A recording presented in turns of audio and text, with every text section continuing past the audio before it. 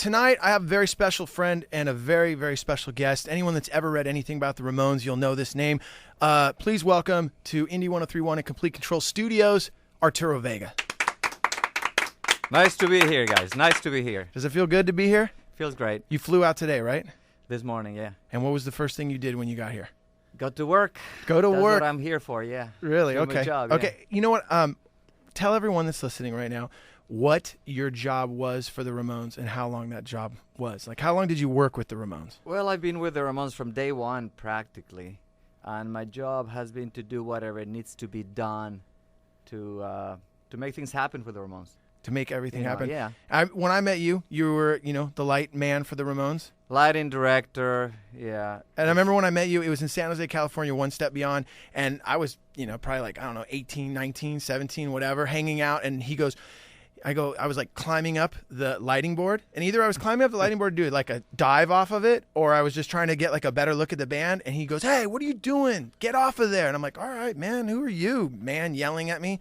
And he's like, "If you want to come up and see it, just come here." And you stand right there. And I'm like, "All right." And I'm like, "Really?" So I cruise up there and I'm watching the Ramones. And I remember you're like, "Hey, get 2 more beers and you can come back up here." And I'm like, well, I'm a kid. And I'm like, "How do I go get beer?" Fans can be a pain in the neck, but, you can't forget, we owe everything to the fans, But, of course, young characters like Joe Sib at 16 was a little bit too much. So, but, he had to bribe me with a couple of beers so I could put up with him. I got those beers, didn't I? Yeah. Hey, it was cool. I was resourceful even then.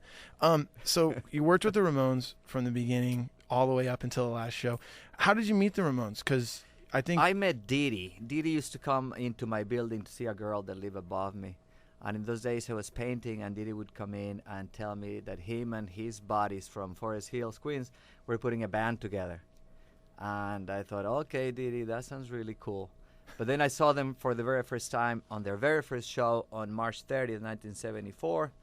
And I thought, wait a second, there's something going on here. You knew it was something special right there? Very special. And I thought I wanted to get involved. Yeah. What was going on in New York at that time, musically? At the time, rock and roll was already spent its fuel, of the first chapter, the original chapter, I grew up listening to the classics from Elvis and Dylan, the Beatles, the Stones, the Who, up to Led Zeppelin. But after Led Zeppelin, there was nothing really impressive happening. Nothing exciting. And I was like, okay, rock and roll is, spend their load. This is it. Yeah. And so it was pretty bad. Yeah. It was really bad. But I thought maybe something will happen. And I didn't get it instantly. Like, it took me maybe 5 or 6 times after seeing the Ramones to realize that it was a rearrangement, that it was a new beginning, that these guys were going to remake rock and roll. Now, at the loft that you're talking about, the infamous loft that literally is like spitting distance to CBGB's, those guys lived there with you, right? Yeah. Which guys actually were roommates? Can you say that you were roommates with the Ramones? Can you say that? Well, Dee Dee and Joey were your roommates? both live with me, yeah. How were they on rent and utilities and like the phone bill? Pretty bad. Pretty bad. I was the only one with a job. I was the only one that, that actually had a real job and could pay the rent and bring, food. Yeah. But they were cool. Yeah. They were cool. I always believed in supporting the arts one way or another. Yeah. And I had total confidence that it was worth it. Plus, they were fun, man. Yeah. It was great hanging out with Joey. Yeah. It was fucking great. Yeah. One of the things that I want to ask you about is you designed a lot of the logos for the Ramones and all the artwork, all the banners that we're going to see on the 12th at the show. Yeah. How did all those ideas come together? The eagle and I was the actually bat. using the eagle iconography before the Ramones. The eagle that was used in the back cover of the first album comes from a belt buckle that I was wearing since 1972. And I just thought it was a cool thing to do. And I used it on the first album. But then when we went to Washington, D.C. for the first time in October of 76, and being surrounded by the atmosphere, the official atmosphere of Washington, and the flags and the government insignias and logos everywhere, we were walking around taking photographs, and we ended up in the White House. And then I saw the presidential logo, and I just thought, this There is you go. it. Because I always thought of the Ramones as the ultimate all-American band. So Definitely. That was theirs. So we're going to be having a phone with Johnny in a few. You're hanging out, right? Yeah, sure. We're all good. Okay. Sure. Later on, Arturo's made a special shirt that's going to be sold at the show. It's a picture of Johnny Ramone, and it says Johnny Ramone in the Ramones logo, and it's just a picture of Johnny that's amazing. The shirt's awesome. They're going to be selling it at the show, but tonight with the tickets that I'll be giving away in a little while, you'll be able to win that shirt with it.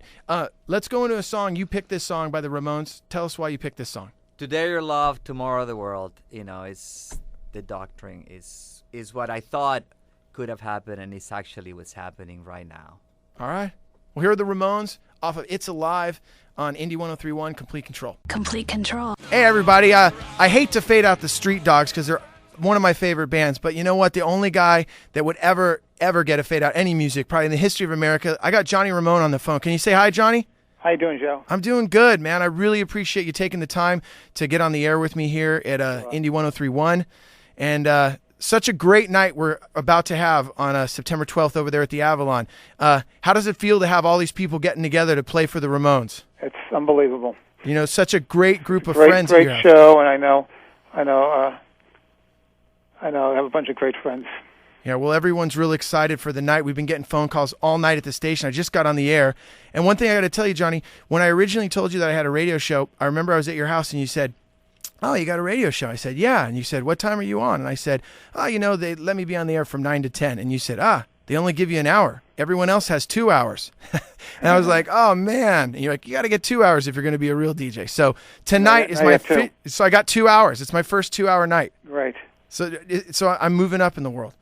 I wanted to ask you, there's so many questions I've always wanted to ask you about the Ramones. And, one of the things I wanted to ask you is when you were in the band and when you guys were going through, all the different touring and being out on the road, when did you realize like the Ramones were going to be something different and special from the rest of the bands that were out there? I think early on, I think like in '76 and all, I thought we were something. I thought that we were doing something that nobody else was doing, and I didn't know it would be any influence or anything on anybody, but I felt we were good, so we had full confidence in thinking that we were, when we would go out there and play, that we were the best at it. Yeah. Well, it always showed at the shows. What was one of the best things about being a Ramone? Well, it's great being in a band that you feel that you believe in like that, and that you feel that, that you guys are good, and you get to do a job that, it's something you always want to do, a dream come true. Yeah. Well, growing up with the Ramones, and I know a lot of the listeners are out there, the Ramones, hold such a special place in so many people's hearts. One thing that you guys always said that the fans were really the most important thing to you guys. Was that true? Of course. I mean, nothing without the fans. I mean, that's it. Otherwise, you play by yourself. Yeah, definitely. Well, and they were great. So even that, whenever we had struggles and all, getting up there and playing for the Ramones fans, that was always, that was always the great moments.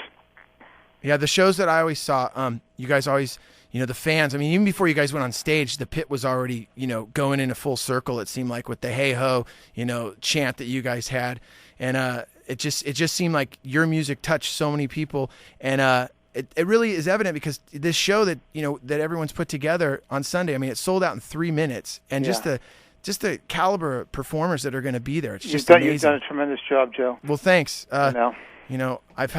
It's been great going over there and hanging out with you and Linda, and looking at all those crazy stuffed animals that you have in your house that scare me. But you just did a tremendous job with this whole show. Well, I appreciate it very much.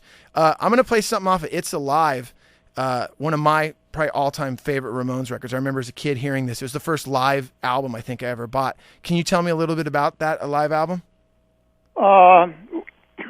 We recorded it New Year's Eve of 1977 in London, and I'm happy with it. I thought it came out good. Yeah, I love it. Well, I really appreciate you taking the time to be on the air, Johnny. I don't want to take up too much of your time. Sure, Joe. And I'm looking forward to the show on the 12th. It's been great doing everything with you. And thank you so much for taking the time to be on the show. And thank you so much for just starting one of the greatest bands ever in the history of rock and roll. So I thank all the fans, and they should have a good time. It's a really good show. And, You know,